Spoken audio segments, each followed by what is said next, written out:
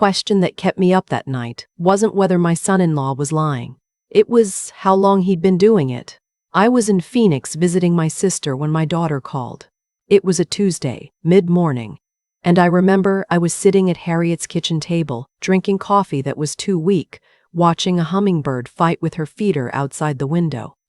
My phone buzzed. I saw my daughter's name and picked up expecting something ordinary. Maybe she needed a recipe, or she was calling to check on Harriet's hip. Instead, what I heard was crying. Not the soft kind. The kind that comes from somewhere deeper. The kind that scares you. She said her husband was gone. Said she'd gone to pick up their son from school and come home to find half the closet emptied, his laptop missing, the gun safe open, and the savings account, the joint one they'd kept for their son's college, drained to $11. I sat very still. Harriet was saying something from the other room, but I couldn't hear her. My daughter said, "Mom, I think he took everything. I was on a flight back to Columbus by 4 o'clock. I need to back up. Because none of this will make sense without understanding who my son-in-law was, or who I thought he was. He was 39 years old. He'd been with my daughter for 11 years, married for 8. He coached Little League on Saturdays. He sent me flowers on Mother's Day every single year without being reminded. I liked him. I'm going to be honest about that because it matters. I genuinely liked him. He was the kind of man who fixes things before you ask, who remembers your coffee order, who makes you feel like your daughter chose well. My daughter is 36. She teaches 4th grade. She is the kind of woman who still packs her son's lunch with a handwritten note inside, even though he's 7 and can barely read cursive. She works hard. She trusts people. She trusted him. Their son, my grandson, was in 2nd grade. He had a gap between his front teeth and he was learning to tie his shoes, and he had no idea that his father had just disappeared. That was the part that sat in my chest the whole flight home. I landed at Port Columbus just after 8. My daughter picked me up at departures, and I could see immediately that she hadn't slept. She'd stopped crying or run out of tears, one of the two. She had that hollowed-out look I remembered from when her father died. Calm on the surface, everything underneath gone quiet from shock. On the drive to her house, she told me the rest of it. They had a joint business account, separate from the household one. She and her husband had been running a small property management company together for 4 years. Nothing enormous, about a dozen rental units they'd built up slowly, one at a time. She handled the tenant relationships. He handled the finances. She had access to the account, but she almost never looked at it because she trusted him and because she was already managing everything else.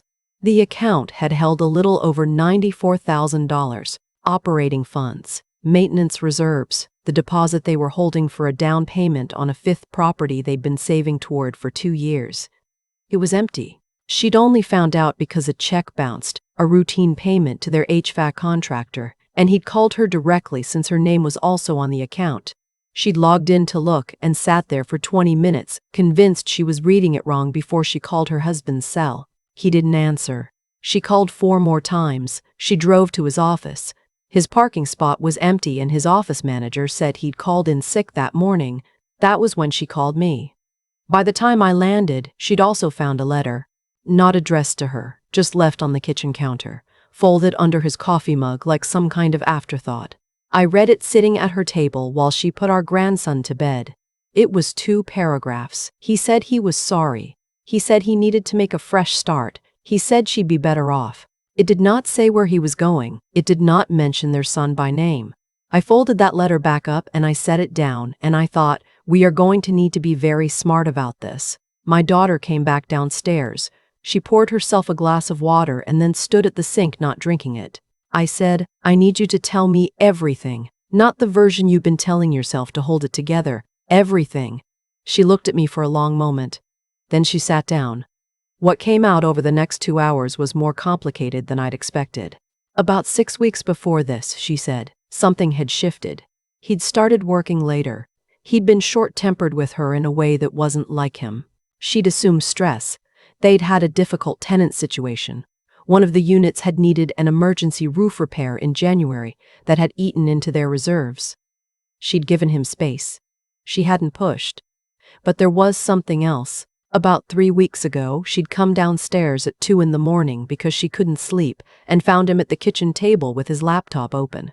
He'd closed it when he heard her on the stairs. She'd asked what he was doing and he'd said he was just looking at numbers. Couldn't sleep either. She'd let it go. She said, "I keep thinking about that night. I keep thinking, what was on that screen?" I asked her if she'd checked his browser history, his email, anything. She shook her head. "I don't know his passwords. I never needed to." I was 63 years old. I'd been a paralegal for 22 years before I retired. I knew how to find information. I also knew when to call someone who could find it faster. The next morning, after I dropped our grandson at school, I told him Grandma was staying for a visit. I said it cheerfully, the way you learn to. I sat down at my daughter's kitchen table with a notepad and I started making a list. First, call her attorney. She had one, a woman she'd used for the property company, sharp and no nonsense, the kind who picks up on the second ring. I called her before 9. She walked us through immediate steps. Freeze, what accounts could still be frozen, document everything. File a police report for the business theft. The money from the joint business account, she said, was potentially criminal, not just a civil matter. That changed things. Second, I called a private investigator. I'd known one peripherally through my years of paralegal work, a retired detective who did domestic cases out of a small office in Worthington. His name was not important. What mattered was that he was thorough and he was discreet, and he called me back within the hour. Third, I went through every piece of paper in my daughter's house that I could find. Not to snoop. She knew. She gave me permission. She sat on the bedroom floor with me, and we went through everything together. Bank statements, tax returns, the folder he kept in the filing cabinet labeled property, MISC that turned out to contain almost nothing useful, his business cards, an old lease agreement, and then, in the bottom drawer of the filing cabinet, behind a hanging folder full of appliance manuals, I found a manila envelope with a rubber band around it. Inside was a lease agreement, not for one of their rental properties, for an apartment in Clintonville, a one-bedroom signed 14 months ago with his name on it. My daughter went very still when I handed it to her. She said, "That's not one of ours." I said, "No, it's not." I sat with her while she processed that. I didn't rush her. There are moments where the kindest thing you can do is just stay in the room. What we were looking at was a man who had been living a partial life somewhere else for over a year. Whatever was in that apartment, whatever he'd been doing there, he'd been doing it while coaching Little League and sending me Mother's Day flowers and standing in their kitchen every morning making coffee. I gave the lease to the investigator that afternoon. It took him 4 days. What he found was this. My son-in-law had met someone at a conference in Cincinnati 18 months ago. He had been paying rent on that Clintonville apartment since then. Cash, through a third-party arrangement, which was why it hadn't appeared obviously in their statements. He had been systematically moving money out of the business account in small increments for 7 months, amounts small enough not to trigger automatic alerts, large enough to accumulate. The woman he'd met, I will not use her name, it is not relevant to this story, did not know he was married. That was confirmed later. She was as blindsided as my daughter. I want to say that clearly because it matters. He had apparently told her he was separated. He had apparently been building toward leaving for longer than any of us knew. And when something shifted, the investigator believed it was a combination of guilt and fear that my daughter was getting close to discovering the financial situation. He had simply gone. He bought a one-way ticket to Denver under his own name, which told me he wasn't thinking clearly or didn't care anymore, or both. The Denver part took 3 more days to confirm through the investigator's contacts. While all of this was unfolding, I was doing 2 things simultaneously. I was managing the practical reality, the attorney, the documentation, the police report, the rental properties that still needed management while my daughter couldn't think straight, and I was also doing what grandmothers do, which is making sure a 7-year-old boy with a gap in his teeth still had normal dinners and someone to read with him at night, and a person who acted like things were going to be okay even before I was sure they were. He asked me once, about 4 days in, where his dad was. I said his dad had to take a trip for work and that his mom was going to explain more soon. He looked at me for a moment with those serious eyes kids get when they know an adult is being careful. Then he said, "Grandma, is Dad coming back?" I said, "I don't know yet, sweetheart, but I know your mom loves you so much it would fill this whole house. And so do I." He thought about that. Then he asked if we could have pancakes. So we had pancakes. My daughter was holding herself together in the way that mothers do, completely, totally, at enormous personal cost. She cried after he went to bed. She sat at the kitchen table with her hands around a mug that had gone cold, and she said things like, "How did I miss this? And what is wrong with me that I didn't see it? And what am I going to tell him when he's older?"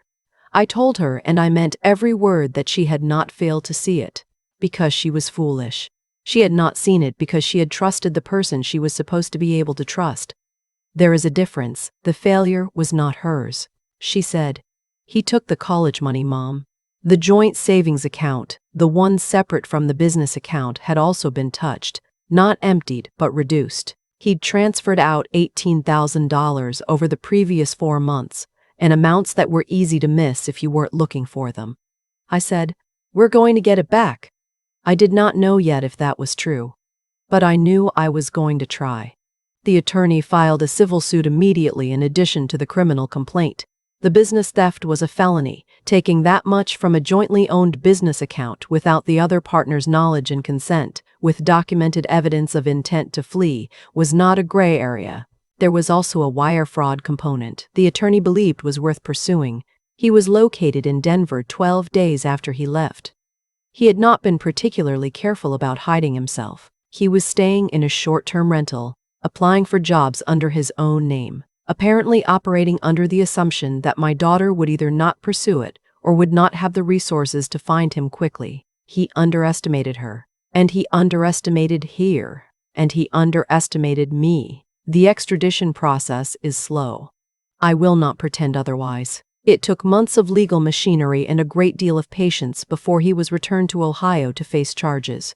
That part of the story is not the part I want to focus on, because during that time my daughter had to keep living and our grandson had to keep growing, and there were days that were harder than other days, and days that surprised us with how ordinary they felt. What I want to tell you about is what happened about 3 weeks after he left, when my daughter's older sister, her name is not important to this story either. She lives in Pittsburgh, and she and my daughter have always had a complicated relationship, called to inform me that she thought my daughter had probably suspected something and been too passive to deal with it, and that I was enabling that passivity by being there. I let her finish. Then I said, very calmly, "That is not what happened, and it is not helpful, and I am going to need you to be kind or be quiet." She chose quiet, at least for a while. I tell that part because it matters. When something falls apart, there are always people at the edges who want to assign blame, who need there to be a reason it happened that involves someone's flaw, because that makes it feel preventable. Like if they can find what my daughter did wrong, they can be sure it won't happen to them. But sometimes people betray you simply because they decide to, and the people left behind deserve better than to be examined for what they should have caught. What my daughter deserved, what she was building, slowly, carefully, through those months, was her life back. Not the life she'd had. That one was gone. A different one. One she was building from what remained. The rental properties were still there. The business was still viable. Her attorney helped her restructure it, put better financial safeguards in place, the kind that would have made what he did detectable far sooner. She learned things about running a business that she hadn't needed to know before, because he'd always handled that side. She learned them the hard way, the way you do when necessity forces you. She hired a part-time property manager to handle the tasks she couldn't keep up with while also teaching full-time and raising our grandson, more or less alone. She found a therapist she liked, a woman with an office over on Henderson Road who didn't push and didn't rush, and let my daughter figure out what she needed to say. Our grandson asked, about 2 months in, if his dad was in trouble. My daughter had prepared for this. She sat with him on the couch, the two of them, his small, serious face looking up at her. She said that yes, his dad had made some choices that had hurt people, and that adults sometimes made very bad choices, and that it was not because of anything our grandson had done or was or would ever be. She said his dad loved him. She said she loved him. She said this family, the two of them, and me, and Aunt Harriet, and everyone else who showed up, was not broken. It was just changed. He cried. Of course he cried. She held him. Then he asked about his college money because he'd overheard something he wasn't supposed to. My daughter looked at me over his head. I said, "That money is being handled. Your job is to learn things and grow up and be a good person, and our job is to make sure you have what you need. We've got it." He looked at me with those eyes. "You promise?" "I promise," I said, and I meant it. I want to tell you about the legal outcome because the questions people ask most are about the numbers. He pled guilty to felony theft and 1 count of wire fraud. He was sentenced to 18 months in a minimum security facility and ordered to make full restitution, the $94,000 from the business account, the $18,000 from savings, and the additional restitution for legal costs. The restitution process takes time and involves wage garnishment and supervision, and it is grinding and imperfect, but it exists. The civil judgment is on record. He cannot start over with a clean financial slate. Is it enough? I don't know how to answer that. My daughter lost a year of her life to this. Her son lost a version of his father. There is no number that covers that. What I can tell you is where we are now. My daughter is still teaching 4th grade. She is still writing notes in her son's lunch. She has taken over the financial management of the property company herself, and she is, by all measurable evidence, better at it than he was. She bought that 5th property 6 months ago, a duplex in Grandview, a good one, the kind of investment that takes patience. She did it with money she saved and money from the restitution, and a small business loan she qualified for on her own. Our grandson is 9 now. He lost a tooth last spring and he's reading chapter books and he's on a soccer team and he is, as best I can tell, okay. Not untouched, but okay. Kids carry things, but they also grow around them, like trees around wire, and what shapes them is whether the people around them stay solid. My daughter's older sister did eventually come around. It took longer than it should have. There was a phone call, and then a visit, and they are not where they were before all this, but moving towards something. I flew home to Phoenix eventually. Back to Harriet and her weak coffee and the hummingbird at the feeder. But I flew back to Columbus 4 times that first year and I talked to my daughter every single day, sometimes twice. She said something to me recently. We were on the phone late in the evening and she'd just gotten our grandson to bed. She said, "Mom, I didn't know I was this strong." I said, "I did." She laughed. She said, "How?" I said, "Because you're mine." There is a photo on my refrigerator, not in Phoenix, in Columbus at her house. It was taken last fall, in the backyard, late afternoon light, the kind that makes everything look like it's glowing. She's standing there with our grandson, and they're laughing about something I wasn't quick enough to catch, but I was there. I'm the one who took the picture. I look at it whenever I need to remember that what looks broken isn't always, that what looks like an ending sometimes isn't that either. The question that kept me up that first night was how long he'd been lying. The question that keeps me now is different. It's simpler, it's just, what's next? And for the first time in a long time, when I ask it, the answer doesn't feel like a wait. It feels like a door. I think about the filing cabinet a lot, that bottom drawer behind the appliance manuals, where the truth had been sitting for 14 months in a manila envelope with a rubber band around it. Nobody put it there to be found. He put it there hoping it never would be, and for a long time it wasn't.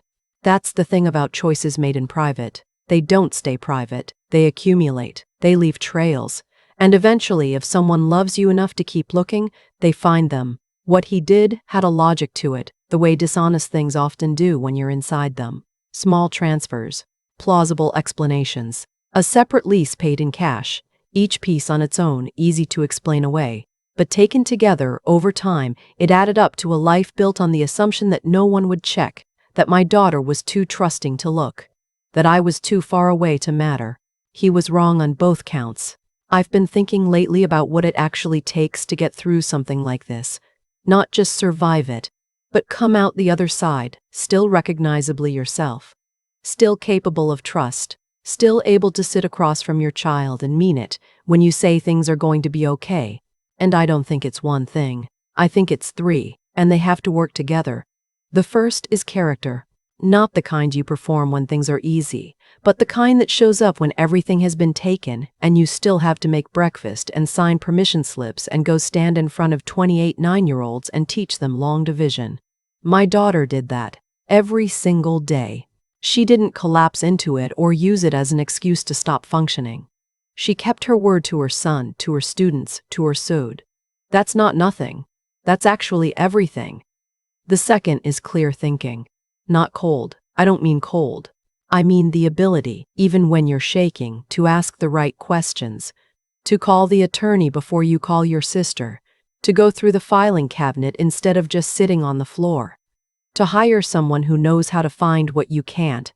My daughter had to learn some of this in real time, under pressure, without sleep. She learned it, and I watched her get sharper as the months went on, not more brittle, sharper. There's a difference. The third is the willingness to keep going when you don't know yet how it ends. That's the hardest one. Anyone can push through when they can see the finish line. What my daughter did, what she kept doing month after month while the legal process ground forward at its own slow pace, was show up without knowing the outcome. She bought that duplex in Grandview before the restitution was settled. She signed the lease on her own name. She made a bet on herself before she had any proof it would pay off. It paid off. I don't believe things happen for a reason the way some people mean it. I don't think my daughter needed this lesson. I don't think my grandson needed to lose a year of normal. But I do believe that what you do in response to what happens to you is the most honest thing about you. And what my daughter did, with her character, with her mind, with her refusal to stop, was become someone I am in genuine awe of. She was already that person. She just didn't know it yet. Neither did he, apparently. Which is, in the end, his loss.